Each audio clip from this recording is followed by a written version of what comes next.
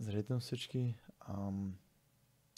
Това видео вече го правя за трети път. Аз съм Крис и днес ще ви кажа една новина. Доста кратичка, така че надявам се да изгледате цялото видео, за да разберете. Както виждате бакграунда, където отзаря мене, аз съм всъщност в моята стая от детството. Тук съм, както съм започнал с YouTube, т.е. преди почти 10 години станаха.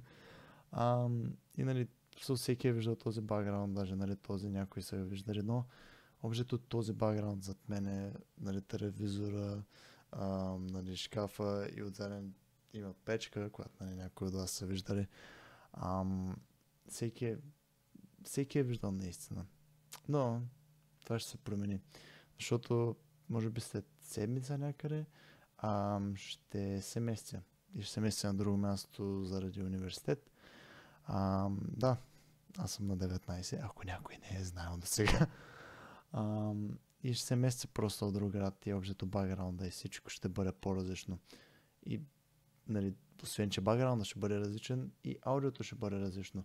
Ако се чуете защо съм с този микрофон, това е защото с този микрофон трябва от една страна малко да се сбугуваме и в клиповете, които ще виждате в канала, да ме чуете с ето този микрофон, който не знам колко добро е качеството. Надявам се да не е толкова зле, защото аз все пак, това е все пак микрофон на слушалките, така че да.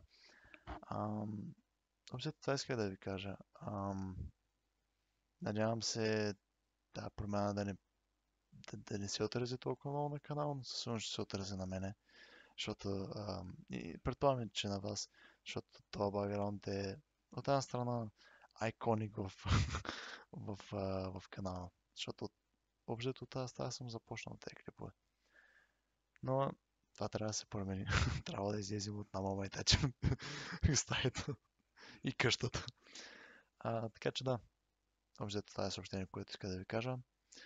Надявам се скоро време пак да се видим с нови клипове и в новата квартира. Така че да, надявам се да ви е харесало и надявам се да сте разбрали. Аз бях Крис. Вие винаги ще останете и сте зрителите, които гледат тези видеа. Благодаря ви, че гледате. Чао, чао от мен и до следващия път.